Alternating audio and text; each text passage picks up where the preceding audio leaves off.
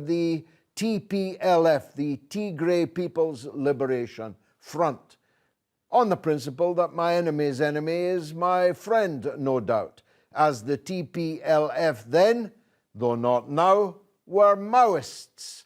They supported the revolutionary line of Chairman Mao Zedong, although when the Albanian dictator Enver Hoxha broke with China, rather foolishly you might think, they followed the line of Enver Hoxha, thus becoming the only pro-Albanian armed outfit operating anywhere on the African continent.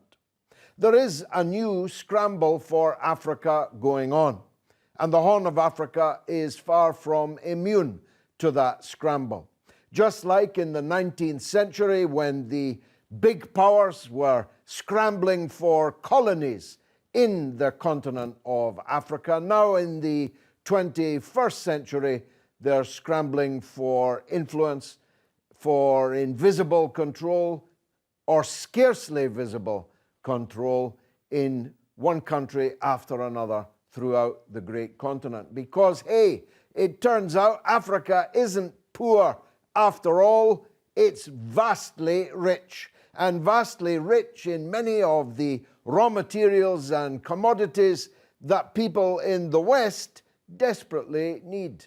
The United States has formed a whole new AFRICOM, the African Command of American military power. France is trying to reconquer some of its previous colonies. The British are, even the Belgians are in there, though they were the most bloody and most disastrous of all of the European colonial powers. Let's focus for a minute on Ethiopia. Once again, Russia is supporting the Ethiopian government, which is now supported by its former foe in Eritrea. China is also supporting the Ethiopian government, and the United States is once again supporting the former Maoists of the TPLF. I saw in Bloomberg News a call for the American army to occupy Ethiopia in order to stabilize the situation. What could possibly go wrong? It's as if they haven't seen the movie Black Hawk Down. Which brings me to Somalia, where, of course, all the big powers and some new powers from the Middle East are deeply involved in trying to gain control of events in Somalia. Then there's the coup d'etat in Sudan, where the civilian government has been swept away in yet another military coup.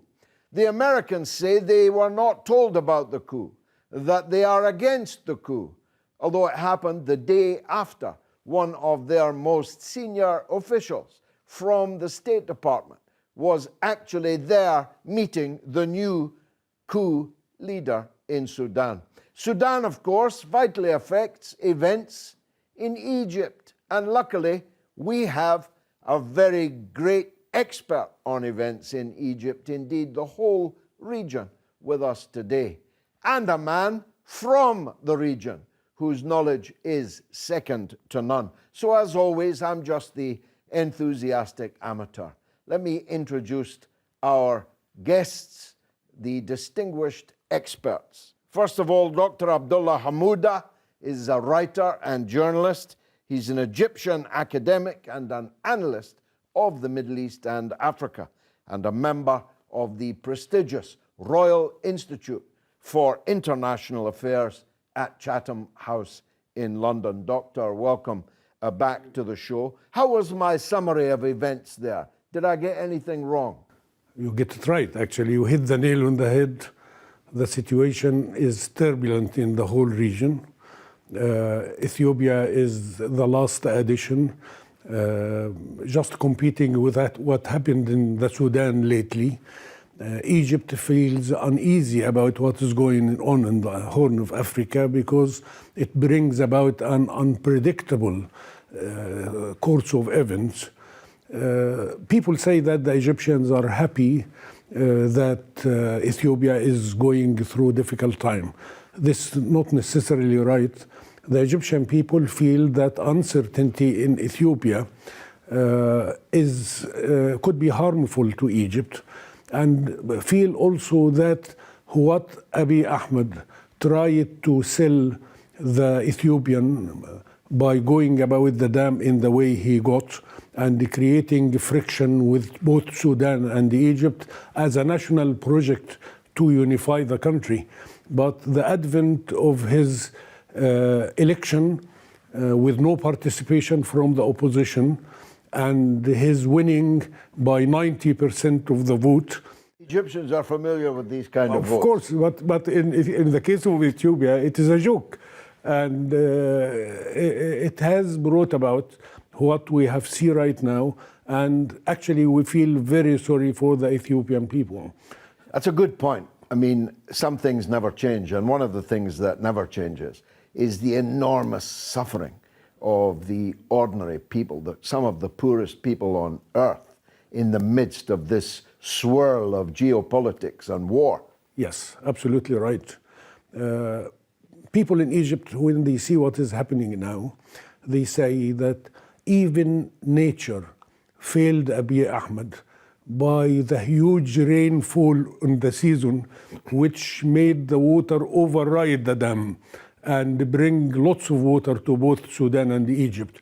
And now his failure to resolve the problem of weaving together that great mosaic of ethnicity, nationality, religion, culture in the whole country of Ethiopia, and his falling into the trap of the internal politics, because he has focused on the geopolitics, and everyone from the superpowers or the great powers in the world today try to use him to their own advantage, not necessarily to his country's advantage. What do you think is the present United States role in all these affairs? In Egypt, they see the United States position as trying to appear to be helping Egypt, but in the same time trying to coerce Egypt into resolving the problem of the Renaissance Dam within the context of supplying Israel with water.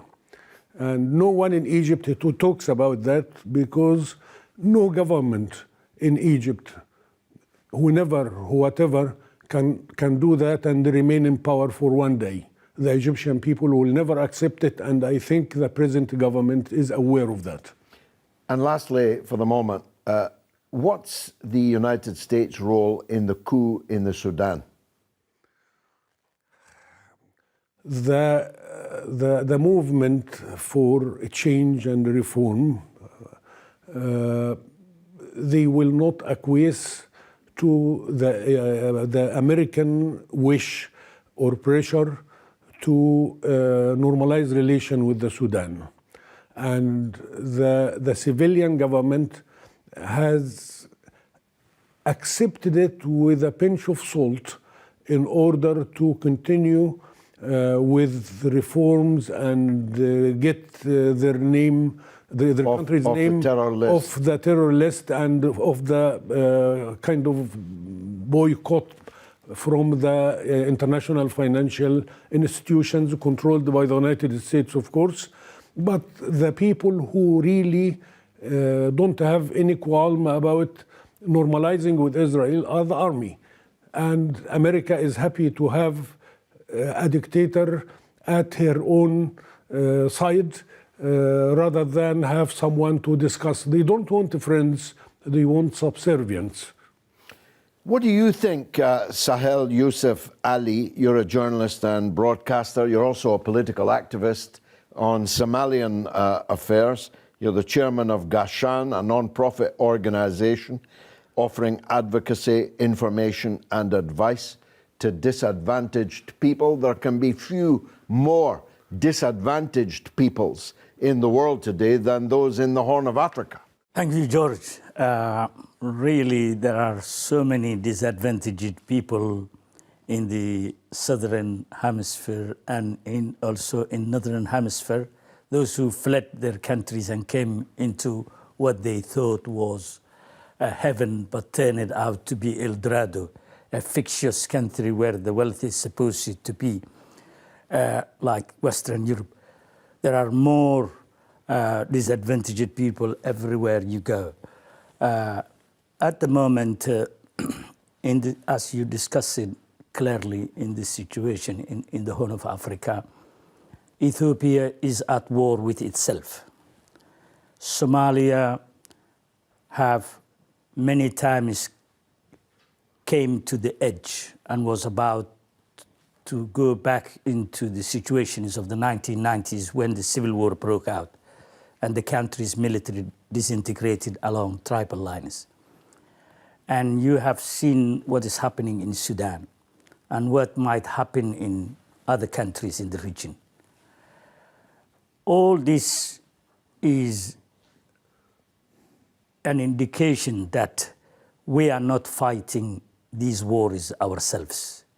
Other people are fighting their wars over us. And mainly these powerful nations like United States and others are now responsible for this increased instability in the region. Example, Ethiopia, if you look at the shifting allegiances of these nations and the way things are happening is a testimony that we are, as Africans, nothing other than a tool of somebody that can be used at any time for any purpose. And it's a sad situation to be in. We have nominally taken our independence from colonial powers, but we are not free countries. We are not free countries. I give you an example. At the moment, the Western-backed government in Somalia is directed, advised, instructed by the Western donors.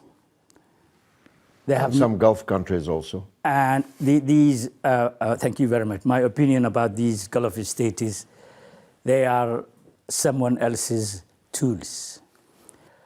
In Ethiopia, you have seen Tigrayans who born in the mid-1970s, who felt marginalized and who started forming an army of themselves in order to bring about change. And then they let that built up with other alliances and they led to topple the Marxist regime in the 1991. They have been in power for 30 years. Many see their 30-year period as a period of opportunities and progress. But in reality, they were repressive regimes that internally created one of the worst humanitarian crises, invading in Somalia, committing war crimes, never allowing to mend fences with Eritrea. One of the many reasons that they did not cooperate or, work with Abiy, the prime minister, who himself has been intelligence officer, who were part of tplf-dominated government for all these years. One of the reasons is that he reconciled Ethiopia's difference with his neighboring Eritrea. One of the things they didn't want.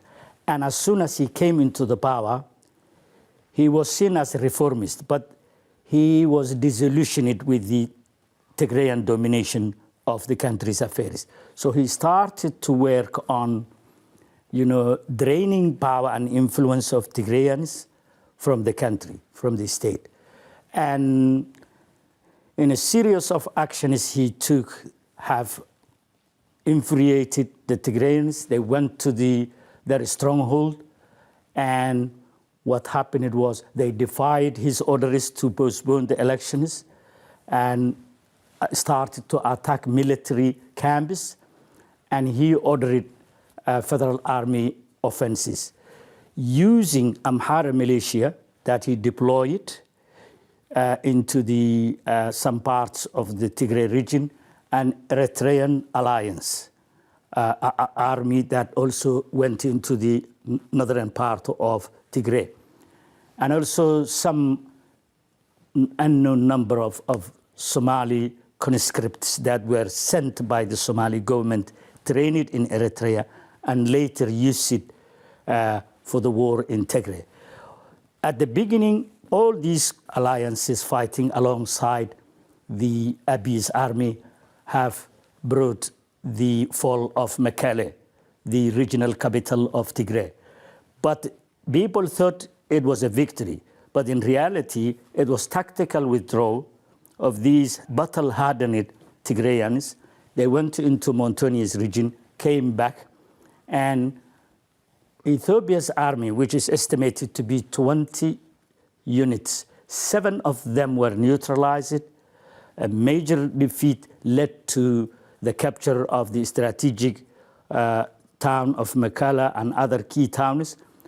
What you have seen here, it is a nation of 112 million people with 80 different ethnic groups that has nothing in common in terms of language, religion, culture. I give you an example. I'm a Somali ethnic background, and there is a region called Ogaden.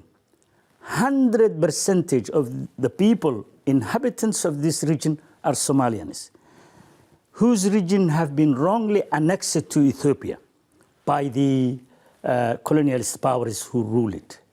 They dream to one day become a free nation. The danger at the moment... They were fighting in the 1980s also. The collapse of Somalia, the very reason that we have collapsed as a state was the strong military regime of Siad Barre, who tried to retake the lost territory from the Ethiopians. The thing is that the danger that is coming at the moment, Tigrayans would not have alone been able to make the progress they made in the front line. Now the war is shifting in their favor. But I think the problem that is coming is that they have allied with Oromo Liberation Army, I think. Oromo Liberation Army, after they started to engage in the front line, things have changed. There was advances day after day towards the capital. And they belong, the Tigrayans are only 7% of the Ethiopian population. The largest ethnic groups are the Amharas and the Oromos. By going into alliance with the Oromos, it is impossible for Abiy to stay in power. So at the moment, what is happening, these people cannot bring peace to their countries. Things are not in their own hands. Things are in the hands of these, players, other players, foreigners who are there. The United States, the Russians you mentioned, the Chinese, the Gulf states that have taken the last 15 years a role to act like superpowers and engage every activity in the region. So what is happening here? People who look at the continent from outside and inside, we are worried about the fall of Ethiopia and what might come out. I think the alliance between Tigrayans, if they ever have chance to get back into power, with Oromos, would be a great factor that brings this region to its knees. Well, I told you that it was complicated, and yet it's actually quite simple. The big powers that did so much to hold Africa back so they could loot it in the 19th and even much of the 20th century are still at their games. And they can always rely on sectarian division, on people's failure to recognize their national consciousness and their national interest rather than their own sectional one. In the second half of the show, we'll be talking to two distinguished experts from the United States, as well, of course, as my distinguished guests here in London. So stay tuned for the second part of Kalima Horra.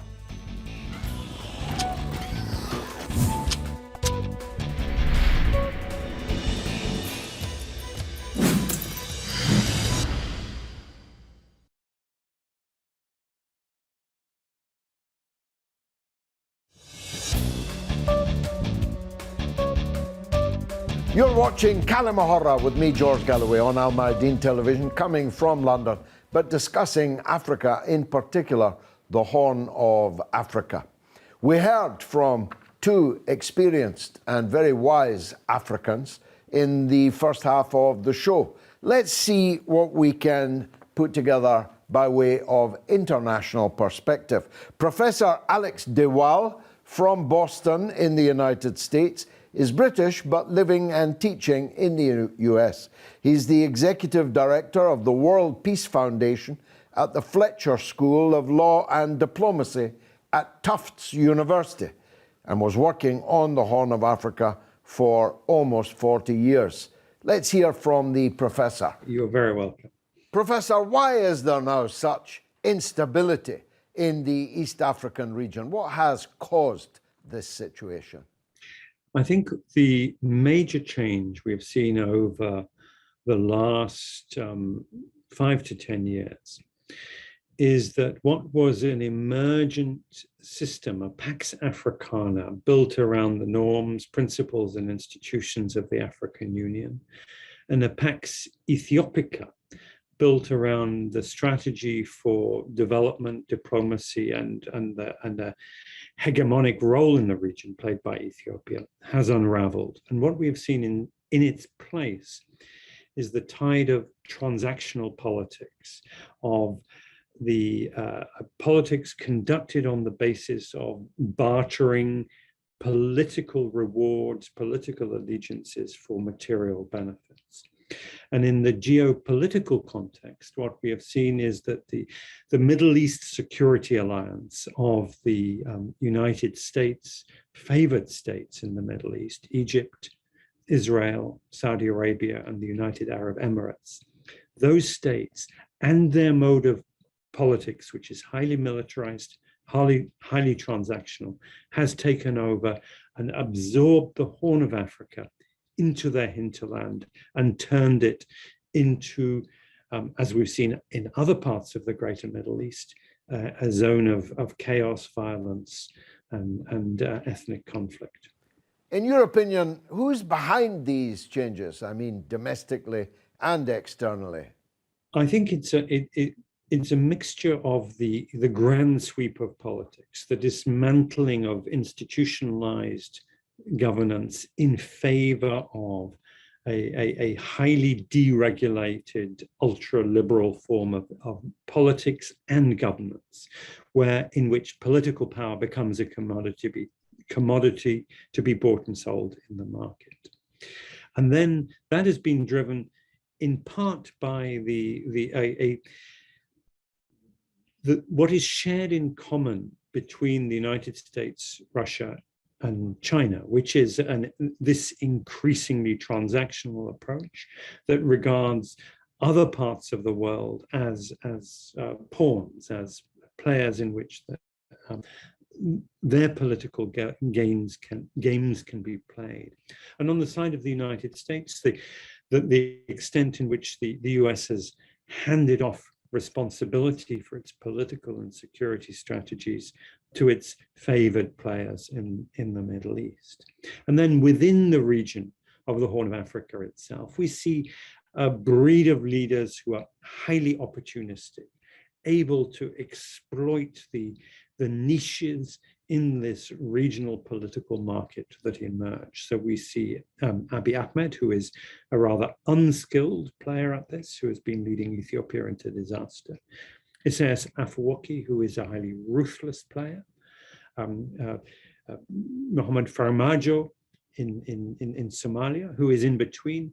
And then in Sudan, General Abdel Fattah al-Burhan, who took over the kleptocratic system of his predecessor, Omar al-Bashir, and has been clamoring for the opportunity to step into his shoes, an opportunity he has now been taken with his coup d'etat last month. Well, you mentioned the president, but he won the Nobel Peace Prize for bringing about the end of a ruinous, decades-long conflict between Ethiopia and Eritrea. Why do you think he's now taken a walk down the wrong side?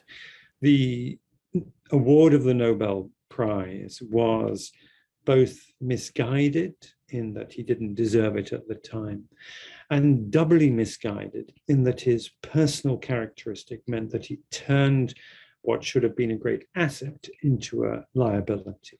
It wasn't deserved at the time because it was given to him for an agreement he made with Isaias Afwerki, the dictator of Eritrea.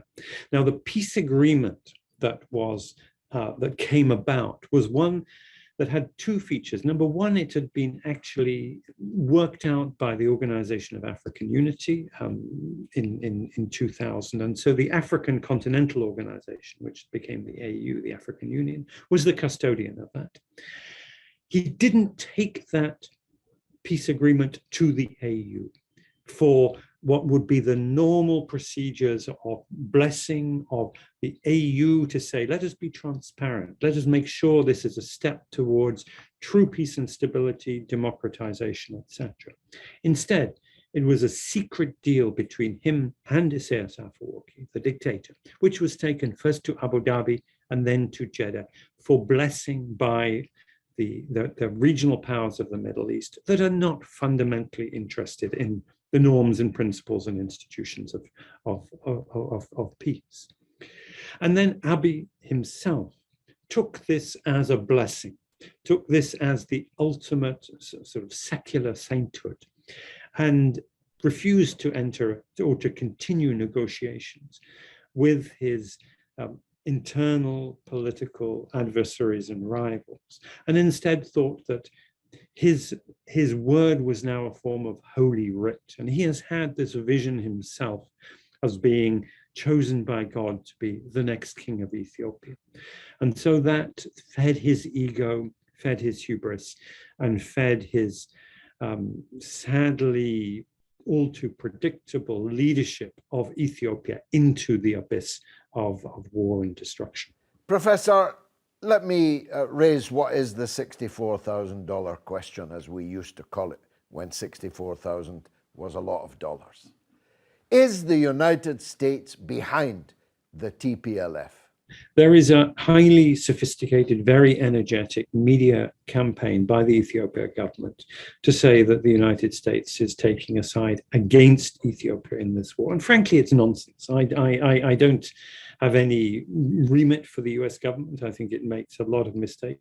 I think on this case, it has actually been pretty balanced. And frankly, the idea that it is supporting TPLF is nonsense. In fact, to the contrary, the US government was extremely enthusiastic about Abiy Ahmed and his reforms and went out of its way to reject the developmental state of his predecessor, but one, Meles Zenawi, who was somebody who tried to steer a middle course between the US and China. And in fact, it was that independence of Ethiopia under the previous, more socialist inclined leadership.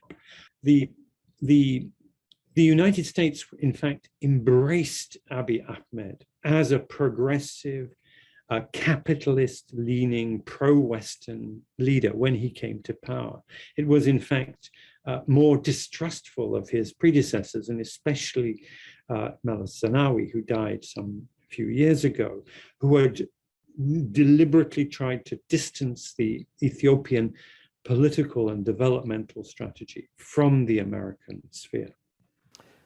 Dr. Abdallah, what did you think of that Anglo-American perspective?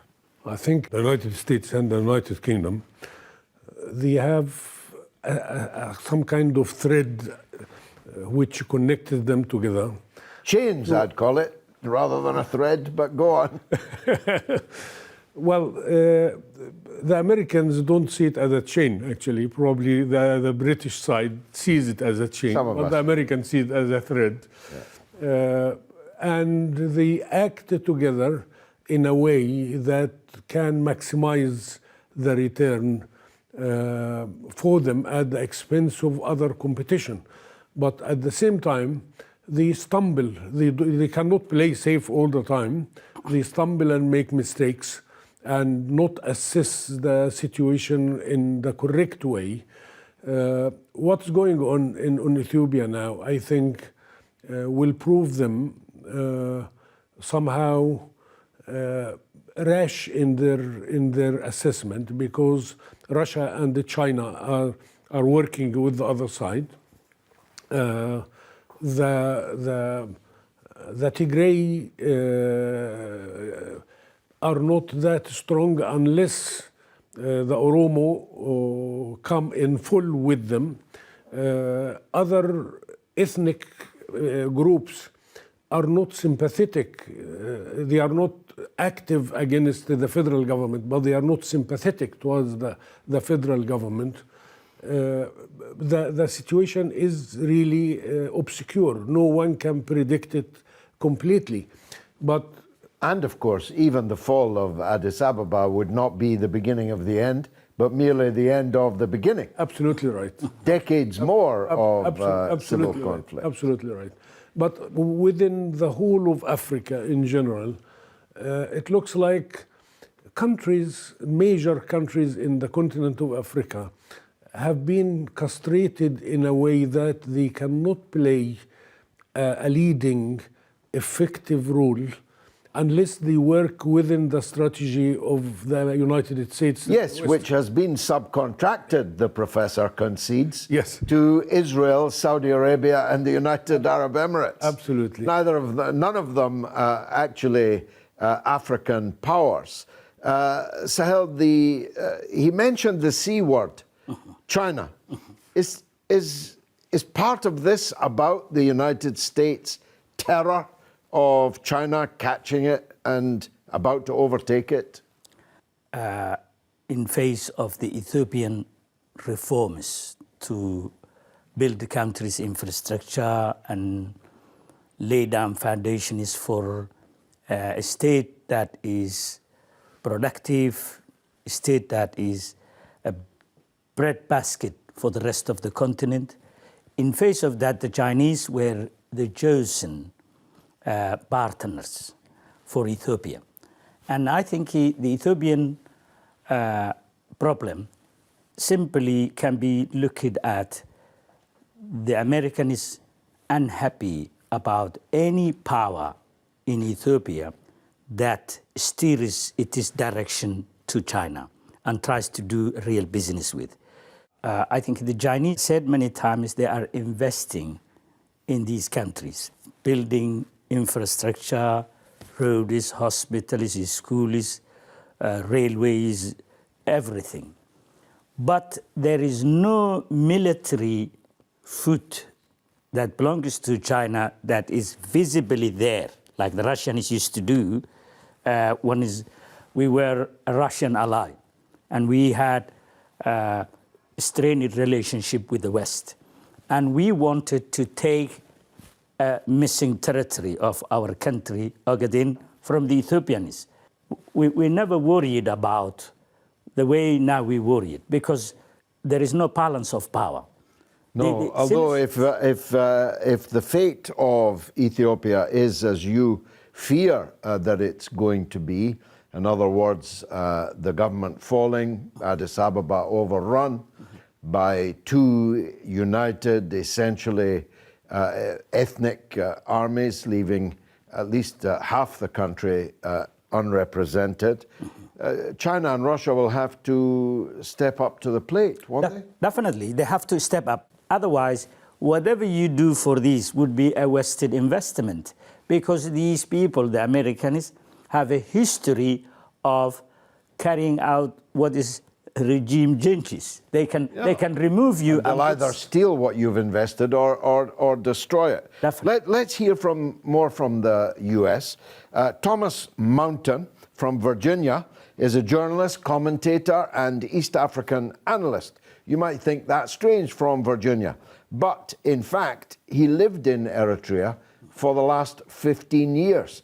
He just recently moved back to the US, and his wife is a veteran of the independence war in Eritrea. Thomas. Thank you. Thomas, there's really now drastic instability in the whole region of East Africa. We've got a coup in the Sudan, we've got civil war in Somalia, we have got civil war in Ethiopia.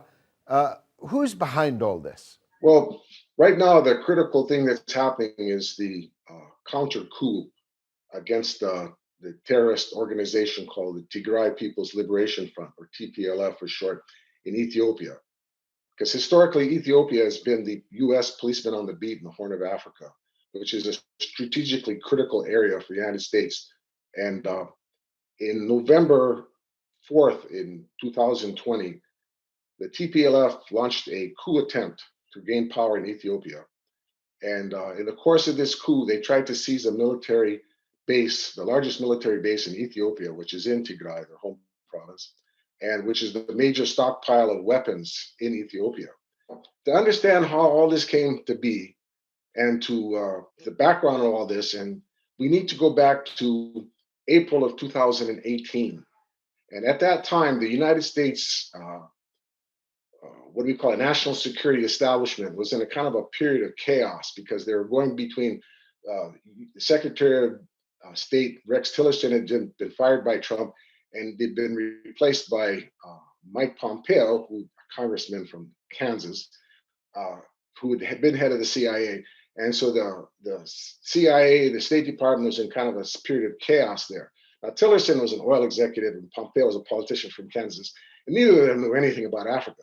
So in the meantime, they basically turned over control of what was going on in Africa to a long-time, very experienced diplomat named Donald Yamamoto, who had 30 years background, most of it as the US ambassador to Ethiopia. And Donald Yamamoto recognized the fact that in 2018, Ethiopia was about to implode and splinter into ethnic states due to the divide and conquer strategy that TPLF had been employing to try to stay in power. So Donald Yamamoto engineered a meeting with Eritrean President Isaias Afwerki, flew to Asmara in April of 2018 and finalized a deal where Ethiopia and Eritrea had come to peace. And this allowed Dr. Abiy Ahmed to come to power in Ethiopia. And part of the deal was that the TPLF would withdraw from Addis and go back to their home province of Tigray. So this deal was basically a regime change, a peaceful revolution, as I call it at the time. Today, you've got the TPLF launched a military offensive against the Ethiopian army, which has been struggling to rebuild itself. Now, the Eritreans pulled out of Tigray immediately after the capture of Mekelle and allowed the Ethiopian army to have to, rebuild itself from the ground up, which is what's been going on. And it's been difficult and it's been slow, but the Ethiopians have rallied and they've been now, in spite of all the propaganda on the Western media, and I advise people, don't believe anything you see or hear in the Western media. It's all lies. The Ethiopian military has got the Tigrayans, the TPLF on their back foot. Many of the places, the cities that the TPLF claimed they'd captured, which were never really captured, were contested. They have now been defeated at and driven from. And just the fact that they're being quiet about what's going on is pretty much an indication that they're on the back foot. So I'm expecting that maybe by the end of this year, the TPLF will be defeated. Well, I don't know about you, Thomas, but I can quite clearly see the Western American footprint in these conflicts. If I'm right, what does the U.S. seek to gain from them?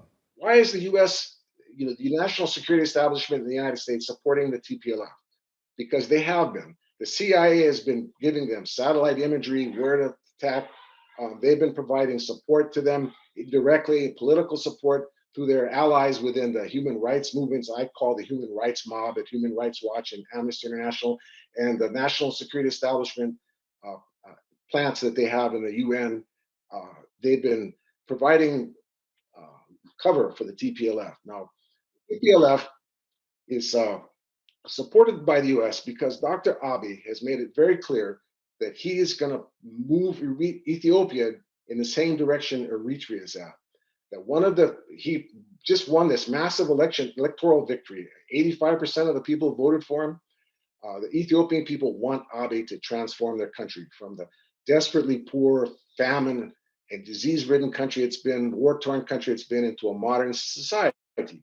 So Abiy Ahmed has pledged to make Ethiopia self-sufficient in food, self-sufficient in energy, and politically independent. And this is a threat not only to the United States but to the EU. So, and one of the planks of Abiy Ahmed's electoral platform was he was going to nationalize all the land in Ethiopia.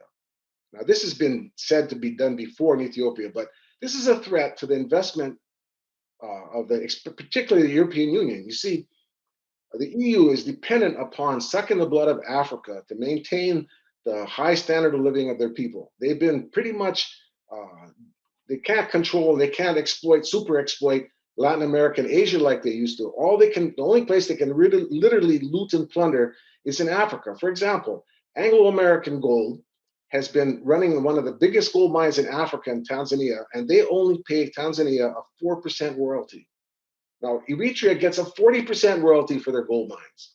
Now, if Europe has to start paying a fair share of the exploitation they're doing in Africa, they're not going to be able to continue to maintain the high standard of living, the social security and the education and the medical care that they provide to their people. And they're already facing discontent in Europe. And if they can't continue to buy their people off, they're in serious problem. And if they lose control of Africa, it's going to provoke an enormous crisis in the EU, and their leaders know this. That's why they've been so ruthless in opposing Abiy Ahmed, because Abiy Ahmed has made it clear, whether we understand it or not, the national security establishments in the United States and the EU know that Abiy Ahmed is taking Ethiopia down the path that Eritrea is taking, to be an independent, sovereign nation, self-sufficient, to break the bonds of aid and beggary that they've been foisted upon them by the TPLF for these past 28 years. So they're determined to see the end of Abiy Ahmed. Well, look, here's what I suspect. Is this new situation in Ethiopia connected to China? Is it connected to China's investments, its Belt and Road Initiative, its total relationship with the Ethiopian government? Is that why the United States has begun to move against a man that they formerly seemed to admire? Well, China is about to start a new major gas pipeline from the Ethiopian region of Ogaden. And China does have a lot of investments in Ethiopia. And China and Russia has been protecting Ethiopia in the Security Council. But as far as the rivalry with China, I would say that would be more something you would have seen maybe in Sudan, South Sudan, because China has the only Chinese owned and operated oil fields in Africa is in South Sudan. And so I don't see China-US rivalry being that critical. I see more the US being threatened by a loss of military control of the Bab al-Mandeb, the Gate of Tears, the straits between the Red Sea and the Indian Ocean, through which the trade between Asia and Europe passes, which are the two largest trading partners in the world. The US is no longer economically dominant, but their military control is critical. And I've long predicted that the day the US loses control of the Bab al-Mandeb, it marks the beginning of the end of the US empire. Now, in Egypt, the US pays the salaries of the Egyptian military to the tune of $1.5 billion. Basically, the CIA pays the Egyptian military, and that allows them to control the Suez Canal. But the other choke point in this trade route on the Red Sea is Bab al-Mandeb. And that is a major problem. Ethiopia has been the US policeman on the beat. They've been able to control the Bab al-Mandeb through the invasion of Somalia. And but that's all up for grabs now. Ethiopia used to be a home for a large US military intelligence gathering operation. They've all been kicked out by Abiy Ahmed. And the US is worried about all this. Dr. Abdallah, that was quite an apocalyptic view from the United States. Doesn't mean it's right, doesn't mean it's wrong. How would you calibrate the strategic importance to the United States of the Horn of Africa?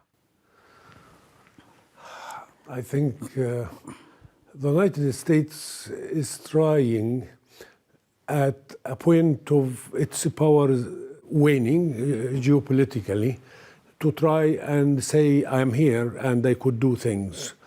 But unfortunately, they cannot do things the right way. They can do something, but we cannot do it the right way. The problem is that the Chinese trying to trick the Americans in a way that undermines the American policy. The Chinese, as Sohail, as he was talking, they try to invest in Africa, but they avoid the projection of power outside Southeast Asia, as if to assure people that they are not trying to get a hold on their economy and their destiny. But in reality, the Chinese are, in the way they build the projects in Africa, they adopt, or anywhere, they adopt the policy of BOOT, build, own, operate, and then transfer, which means that they keep the deed of the project in their hand until they get their money back, as if they are pawnbroking the country itself. But this is still, it is a softer power than the American hegemony economically, imposing certain course of development or financing a project in order to get the benefit of it themselves. Unfortunately, the Americans are here to lose, even if it doesn't appear in the long run. The Americans, the Chinese play the long hand and wait for the American to stumble. That usually works, of course. They're now sitting in Bagram Air Base in Afghanistan. Absolutely. Because the United States ran away and left it. Leaving Qatar to look after their own affairs, and Turkey to provide the soldiers in the airport, unfortunately. Yeah. So, yeah, it looks gloomy all the way around, actually. And I felt somehow concerned about what the last speaker mentioned about a $1.5 billion military aid to Egypt. That raises in my mind a very dangerous and important question. How much the Americans could say within the Egyptian decision-making in return for that money they pay. And I see the Egyptians are in the geopolitical framework. They are trying to play a way of being with you but not fully with you. They participated in the American-led NATO exercise in the Black Sea, in the vicinity of Russia, which people say that it is antagonized Russia to vote against the Egyptian wish at the United Nations Security Council.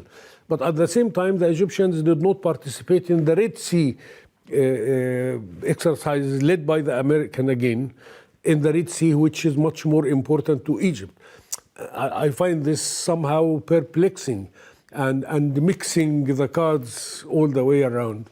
Perplexing is the word. As he's come up already in the show, Chairman Mao, definitely prematurely, back in the 1960s, said that the United States was a paper tiger.